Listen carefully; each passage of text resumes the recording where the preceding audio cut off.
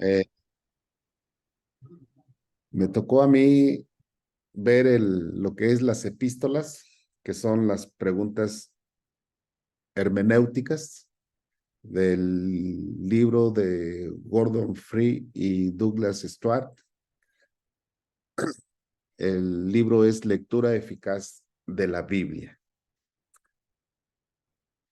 Y bueno, lo primero que tenemos que encontrar es, aquí hay algo que es la hermenéutica común. Esto es algo sencillo y práctico y hay dos puntos ahí, que es el poner el texto o al texto nuestro sentido común iluminado y aplicamos lo que podemos a nuestra situación. Y la segunda es lo que no parece tener aplicación se deja simplemente en el siglo primero. Y creo que este es algo que normalmente sucede en donde tratamos de aplicar todo lo que está en la Biblia, lo tratamos de traer a nuestros días, y hay cosas que son exclusivamente del siglo o del tiempo en el que se escribieron. Entonces, ahí debemos de tener mucho cuidado, y de ahí la importancia de leer toda la epístola y saber qué es lo que tenemos que hacer o pedirle a Dios. Entonces, Eh, las dificultades, es que me tapa mi título. No sé qué hacer aquí. Bueno, las dificultades que se encuentran en la hermenéutica yo encontré aquí en el libro, nos menciona cuatro cosas, que es la herencia teológica, tradiciones eclesiásticas, normas culturales y las preocupaciones existenciales. Y tenemos algún ejemplo que da el autor en primera de Timoteo 5:23, en donde nos dice que ya no bebas agua, sino usa de un poco de vino por causa de tu estómago y de tus frecuentes enfermedades. Esto es algo específico que se dio para el cuidado de salud, ¿sí? Entonces a veces entramos o se entra en tratar de darle una aplicación a nuestros días y bueno, pues empieza a decir que si el vino era fermentado, que si era jugo de uva y se empieza a tener una serie de dificultades que el mismo expositor se mete en problemas. Otro ejemplo está lo que es segunda de Timoteo 4:13, en donde Pablo menciona que le lleven el capote que dejó en Troas en casa de Carpo y los libros, principalmente los pergaminos. Y a veces también nos metemos en problemas o se mete en problemas y son cuestiones o preocupaciones ahí básicamente existenciales, específicas de estas personas y que no tienen nada que ver en cuanto a la teología que tenga una aplicación para nuestros tiempos. Entonces, las dificultades que en realidad se encuentran, vemos lo que es la personal, decía, ya no bebas agua, sino usa de un poco de vino por causa de tu estómago y de tus frecuentes enfermedades. Entonces, era un remedio casero que hoy en día, bueno, pues no es necesario. En aquel tiempo no había tanta medicina como hoy, aunque hay mucha gente que trata y le tiene más fe a los remedios caseros que a lo que dice el médico, ¿sí? Y algunos aprovechan para echarse su vino, ¿verdad? El otro es lo que nos habla o encontramos aquí son los mandamientos para todas las épocas, que eso sí es importante.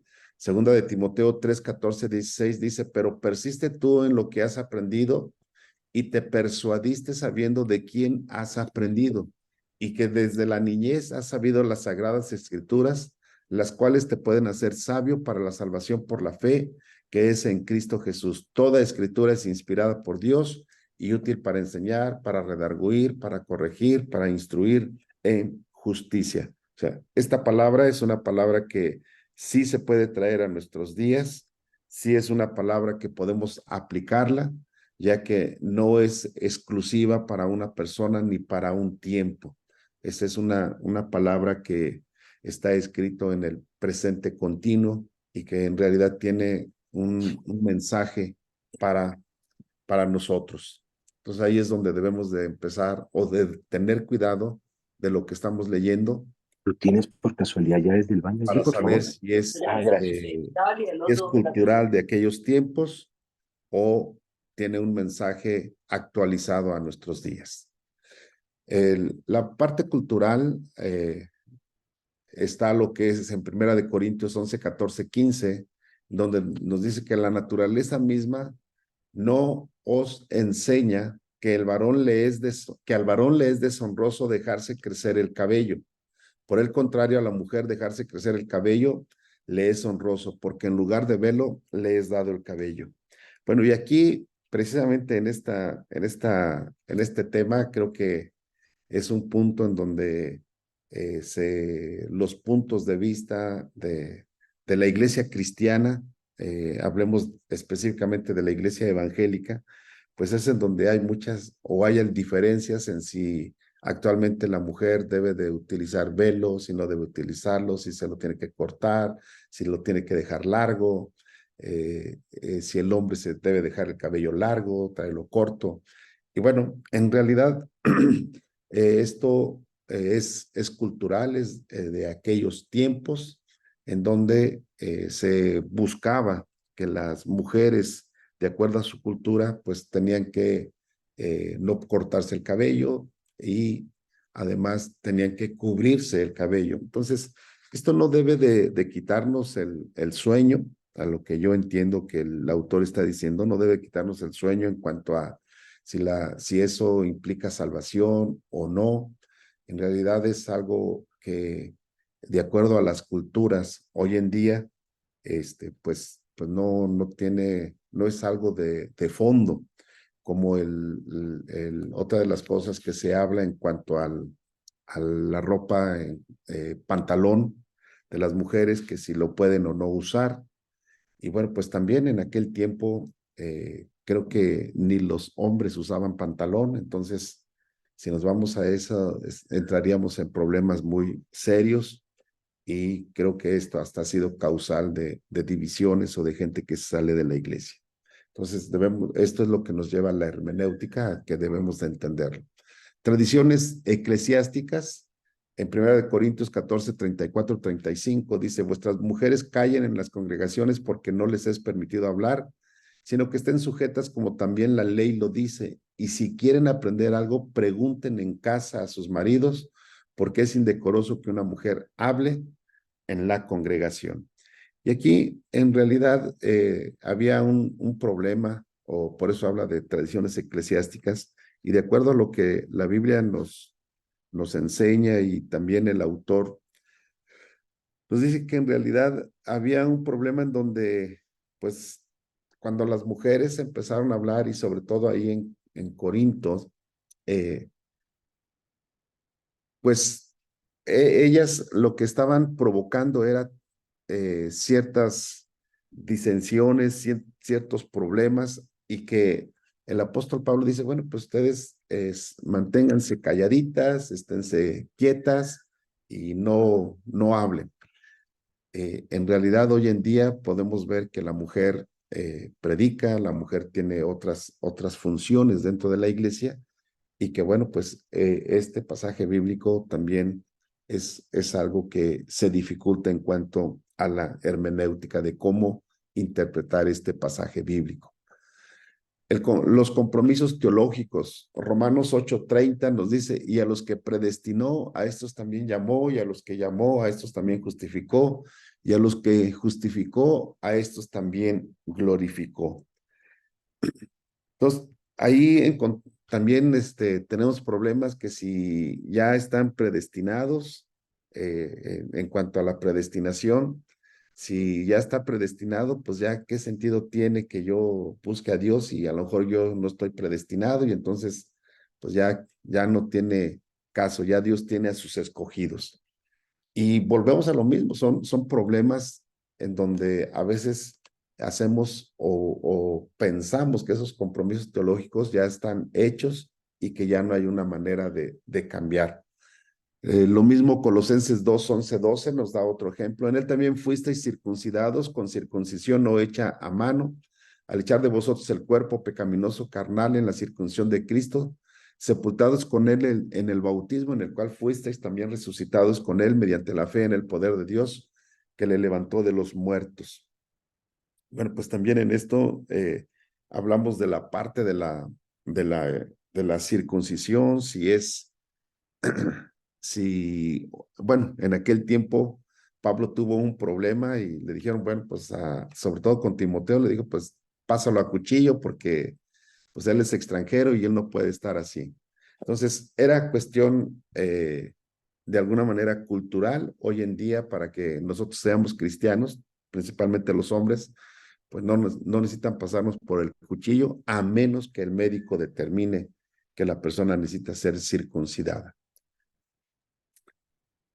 Hay unas reglas fundamentales que nos muestra el autor y estas reglas nos dicen que un texto no puede significar lo que nunca pudo haber significado para su autor o sus lectores. Entonces nosotros no podemos interpretar un texto desde nuestra propia perspectiva. De ahí la importancia de que cuando leemos la escritura le pidamos a Dios y estemos pensando qué es lo que en realidad el escritor estaba pensando o viendo o cuál era el entorno que tenía para de ahí poder sacar una interpretación del texto bíblico. Y también nos habla y nos dice que esta regla no siempre ayuda a encontrar lo que significa un texto, pero sí ayuda a poner límites en cuanto a lo que puede significar. Entonces, encontramos algo interesante. Ejemplo, Primera de Corintios 14, es una interpretación de Primera de Corintios 13:10, que declara que cuando venga lo perfecto, entonces lo que es en parte se acabará. Se nos dice que lo perfecto ha llegado en la forma del Nuevo Testamento y por eso lo imperfecto, profecías y lenguas, ha dejado de funcionar en la iglesia. Y aquí encontramos que hay quienes, pues, sí creen en los dones del Espíritu Santo o sí creen en el Espíritu Santo, pero no creen en que actualmente haya profecía y la gente pueda hablar lenguas. Entonces, es lo que nos está indicando. La segunda regla dice que siempre que compartimos particularidades comparables, situaciones específicas y similares en la vida con la cultura del siglo I, la palabra de Dios es la misma que la palabra para ellos. Entonces, cuando una palabra trae un mensaje actual, entonces sí podemos decir que lo que se escribió en el siglo I, que es cuando se escribieron las cartas, puede ser aplicable a nuestros días. Esta regla es la que hace que los textos de teología y los imperativos éticos dirigidos a la comunidad de las epístolas les den a los cristianos del siglo XXI un sentido de continuidad con el siglo I. Y hay un ejemplo en donde nos dice, todavía es verdad que todos pecaron y que por gracia sois salvos por medio de la fe. O sea, eso sigue vigente, eso no podemos dejarlo o hacerlo a un lado. Por lo tanto, nosotros debemos de hablar y de entender que esta palabra sigue vigente. Entonces, lo que nos lleva el autor es a identificar si lo que está escrito es aplicable solamente para el siglo I de acuerdo a sus culturas y a su entorno o a la cultura de aquel tiempo, o si la palabra, aunque haya sido escrita en el primer siglo, esa palabra sigue siendo una palabra vigente para nuestros días. Y ahí es donde la hermenéutica nos ayuda a hacerlo. También podemos ver Otro ejemplo, en 1 Corintios 6, del 1 al 11, nos narra el litigio entre dos hermanos cristianos delante de un juez pagano en el mercado al aire libre de Corinto. Esto no cambia aunque el juez fuera cristiano y se hubiera hecho en un tribunal. Aquí el problema que se encuentra es que dos hermanos buscan protección legalmente fuera de la iglesia. Ahora, debemos de entender que en aquel tiempo la autoridad, volvemos a la parte cultural y religiosa que se tenía en aquel tiempo, en realidad los religiosos eran los que tenían la autoridad para poder atender este tipo de problemas. Entonces, por eso es que Pablo dice, no es posible que hayan ido a buscar allá con los jueces, cuando acá se podría haber dado una solución. Y más que dar la solución, el problema que Pablo enmarca es que cómo era posible que se habían peleado, se habían hecho de palabras, la Biblia no narra más, pero a lo mejor hasta llegaron a los golpes y y lo hicieron en vía pública, ¿verdad? Y eso es lo que Pablo resalta y dice, bueno, pues este es un agravio, es decir, es un mal testimonio y esto sí perjudica eh, el testimonio de la iglesia. Entonces, la exhortación se encuentra en el verso 11, y donde Pablo menciona, bueno, esto éramos algunos, éramos peleoneros, y eso está bien para la gente que no conoce de Cristo, pero ya hemos sido lavados, santificados y justificados en el nombre de Jesús y por el Espíritu Santo. Entonces, aquí hay algo interesante que quiero resaltar. Cuando hay un problema legal en la iglesia, nosotros como pastores, pues no tenemos la autoridad, al menos aquí en México no tenemos la autoridad para darle una solución. Para eso están nuestras autoridades, pero debemos de tener cuidado en cómo se llevan las cosas y sí orientar a la iglesia en cuanto a cómo tendría que ser, o vertir un consejo de acuerdo a la palabra, y ellos tomarán sus propias decisiones. Entonces, tengamos mucho cuidado, sobre todo cuando predicamos, y no hagamos esto como algo teológico en donde digamos, bueno, cuando tengan un problema entre ustedes, pues no pueden ir a las autoridades legales. Sobre todo, creo que hoy en día los problemas más complicados son problemas de dinero, préstamos, o inclusive, pues todavía hay quienes se andan peleando y ese tipo de cosas, pues si es un agravio en donde se ha lastimado o se ha defraudado con dinero sustancioso, bueno, pues yo creo que la persona tiene el derecho de hacerlo legalmente. También encontramos lo que es el problema de la aplicación por extensión. Y esto nos da un ejemplo en 2 Corintios 6:14, en donde es un pasaje bíblico: no os unáis en yugo desigual con los incrédulos. Y el escritor menciona que es un caso difícil por tradición, ya que esto se ha interpretado que este texto prohíbe el matrimonio entre un cristiano y una persona que no lo es.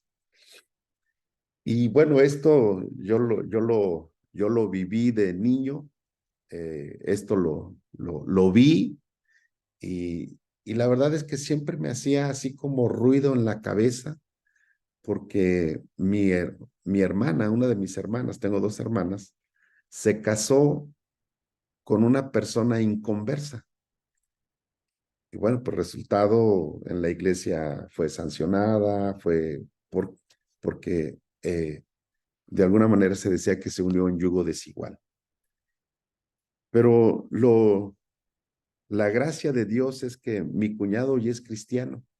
Y entonces yo siempre había pensado, entonces ahí cómo está la escritura. Y hoy leyendo al autor, pues encontré algo, y dice que esta metáfora del yugo, dice que rara vez se usa en la antigüedad para referirse al matrimonio.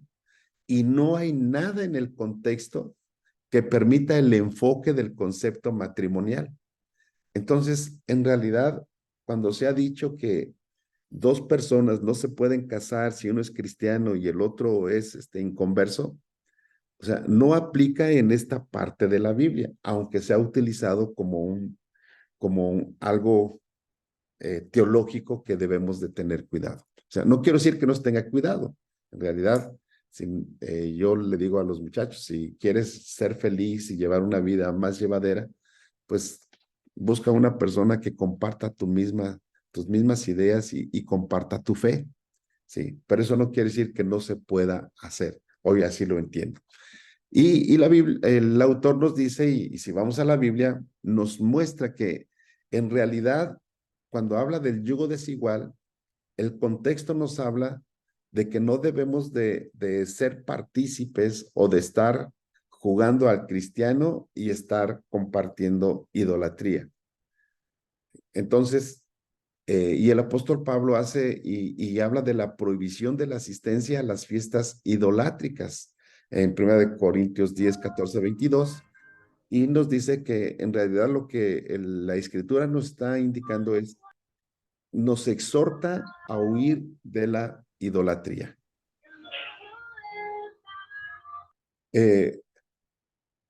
Aquí hay algunos problemas comparables que encontramos. Y estos problemas tienen un mensaje para los cristianos de este siglo. En primer lugar, debemos hacer la exégesis con esmero para que oigamos lo que fue en realidad la palabra de Dios para ellos. En la mayoría de tales casos se ha expresado un principio claro que usualmente trasciende a la particularidad histórica a la que se aplicaba. Otro de los problemas es el punto, y se menciona como un punto muy importante, es el principio no pierde su temporalidad ahora para que se aplique caprichosamente a cualquier clase de situaciones. Pues tenemos que se debe aplicar solamente a situaciones verdaderamente comparables.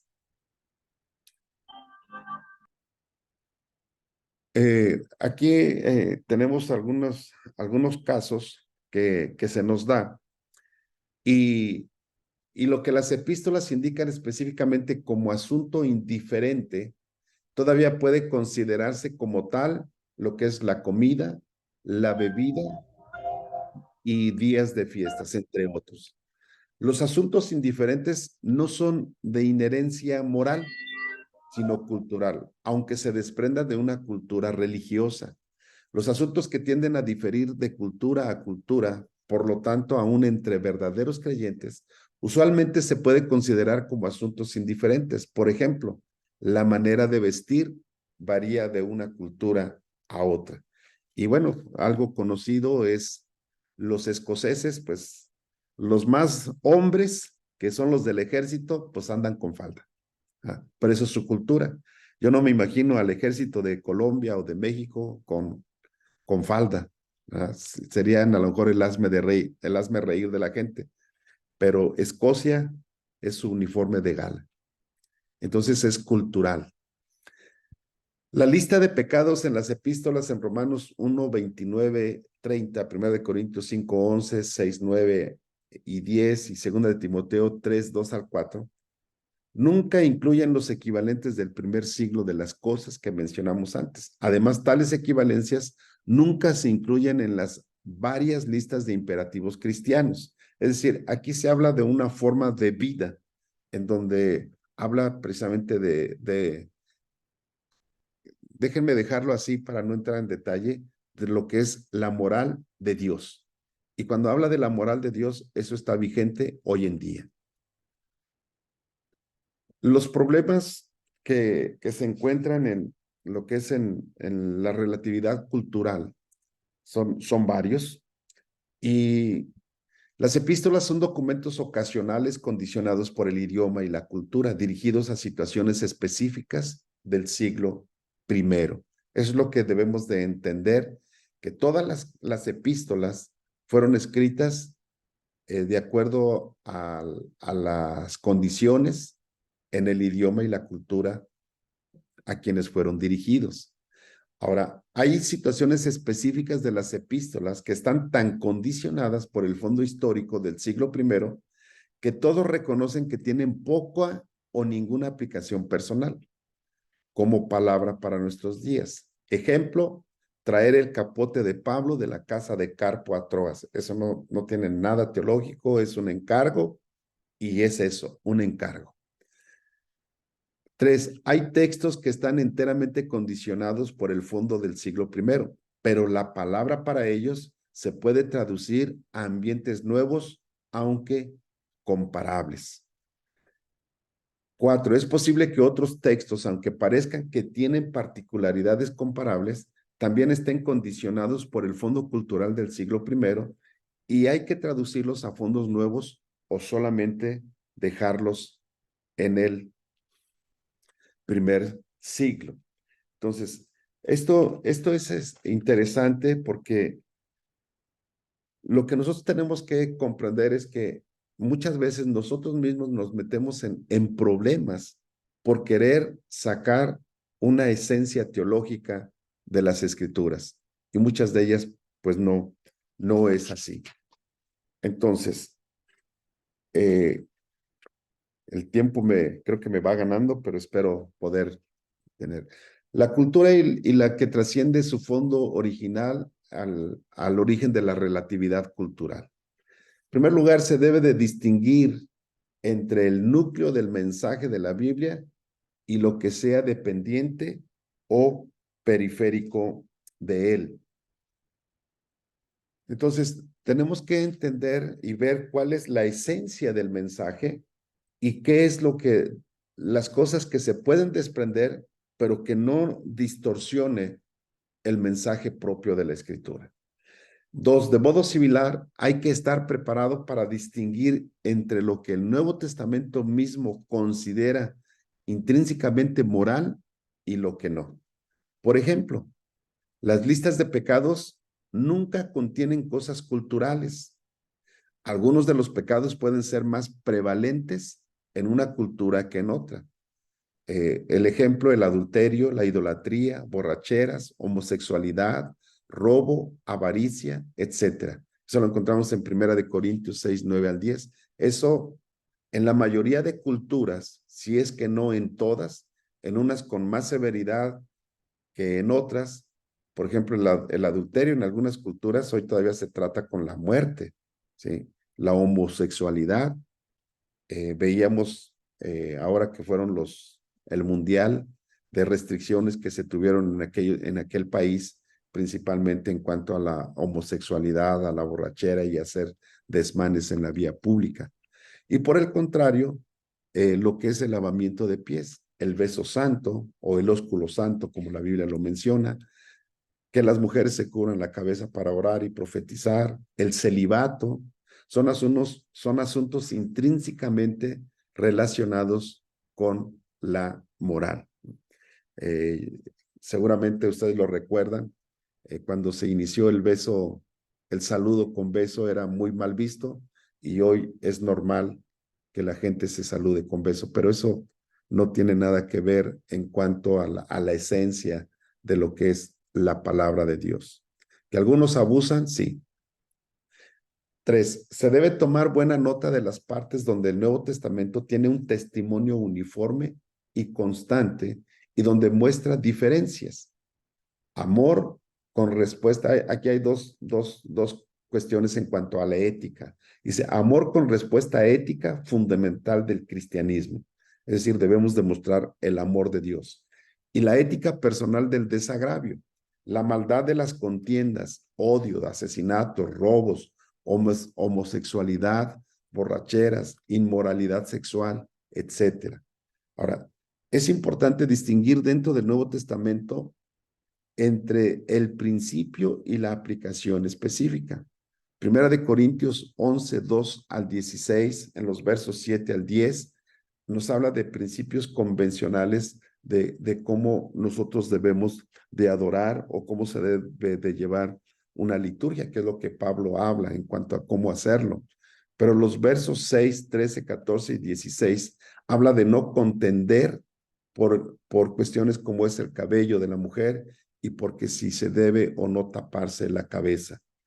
Yo recuerdo cuando en la iglesia la iglesia, la gente se tapaba la cabeza, las mujeres, las niñas, eran instruidas así.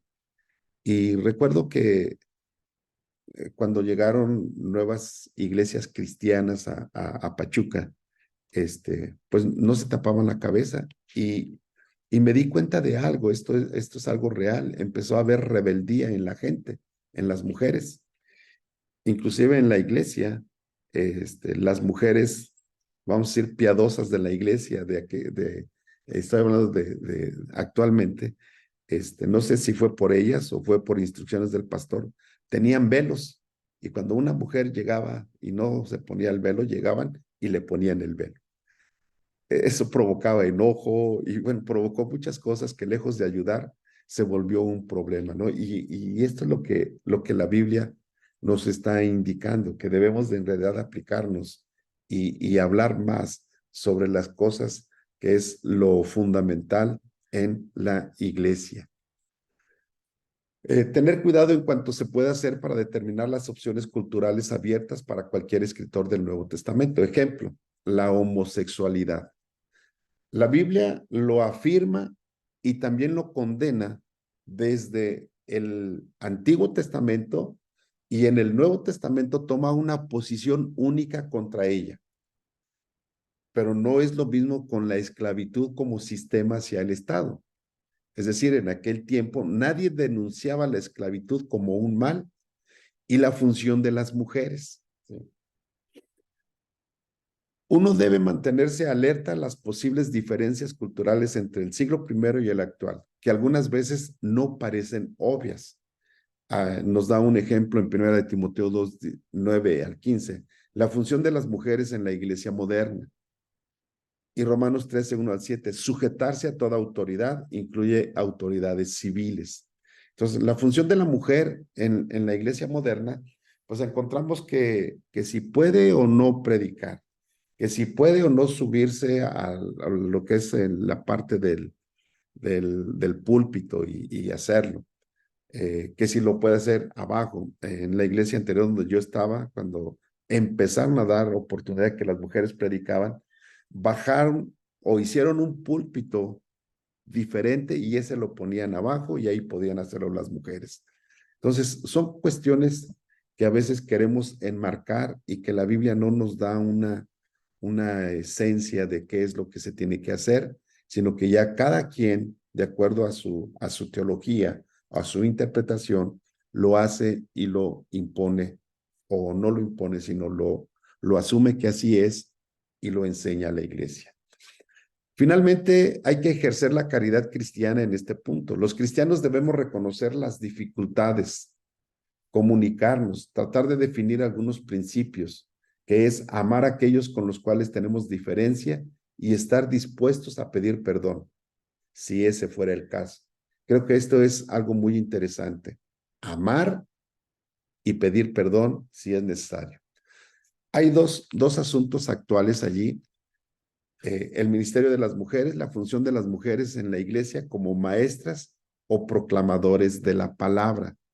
Y se enfoca en dos textos, 1 de Corintios 14, 34, 35 y 1 de Timoteo 2, 11, 12. En ambos casos se ordenan el silencio y la sumisión, aunque en ningún caso la sumisión es al esposo.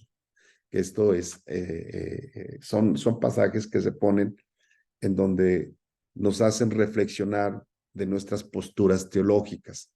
Entonces, yo recuerdo que la mujer no se le permitía predicar,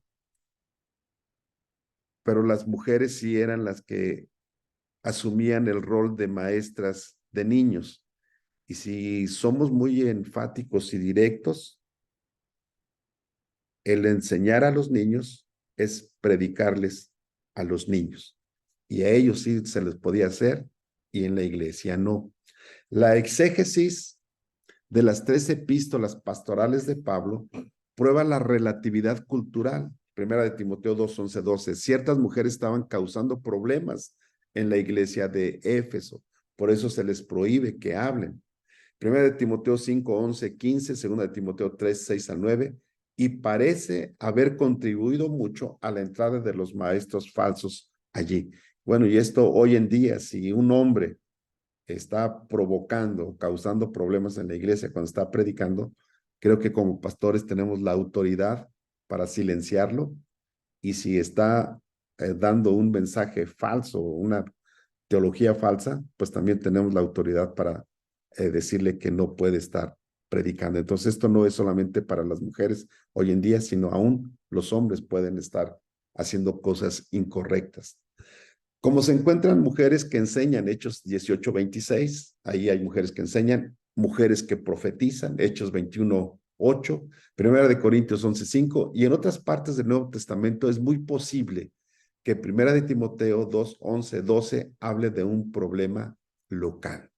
Entonces, en la Biblia encontramos que las mujeres sí tenían funciones dentro de la iglesia, aunque no son las más, son las menos, pero sí había funciones.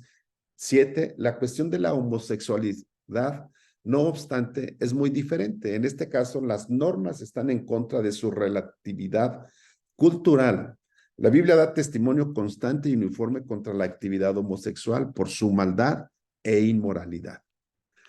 Ahora, el autor, y aquí menciona algo que creo que es importante decirlo, y que yo me he dado cuenta que muchas veces, por cuestiones de tratar de hacer que los hijos entren, y voy a dar un caso específico porque es de esto, se menciona que aquí en Guadalajara hicieron un desfile gay, y, y se menciona que uno de los pastores fue al desfile y apoyó el desfile, o sea, estuvo en la marcha. Y al entrar un poco más en eso, este, me dijeron que él había ido porque tiene un hijo gay. Entonces, una cosa es que nosotros amemos a las personas que tienen esa desviación sexual o ese pecado, hablándolo como debe de ser, es amarlos y protegerlos, y sobre todo si es de la familia. Y otra muy diferente es apoyar que eso es correcto. Y esto es a lo que la Biblia menciona, y el autor menciona que hay gente que trata de darle un giro diferente, en donde dicen que la homosexualidad en aquellos tiempos se daba porque era algo que se podía practicar en aquellos tiempos, pero bueno, la Biblia nos enseña que la homosexualidad es reprobada por Dios, ¿sí? Y Romanos 1:24-28 dice que no es el tipo, es decir, de que se abusara, sino la homosexualidad era por consentimiento entre hombres o entre mujeres. Además, la palabra que Pablo usa para homosexual, en Primera de Corintios 6:9, significa literalmente la homosexualidad genital entre varones. Toda la Biblia testifica contra la homosexualidad y la incluye siempre en los contextos morales. Entonces, no podemos aceptar y decir que es una desviación o que es una enfermedad cuando la Biblia nos habla que moralmente eso es en contra de Dios y es un pecado. Precauciones para el estudio de la teología que se derivan de la naturaleza ocasional de las epístolas. No sé cómo voy de tiempo, si me dicen, eh, estoy tratando de ser muy breve, pero espero que todos estén ahí. Debido a su carácter ocasional, a veces Tonachito, ¿me das una pausita? sí, Pauseamos, José, un ratito. Pauseamos en la grabación.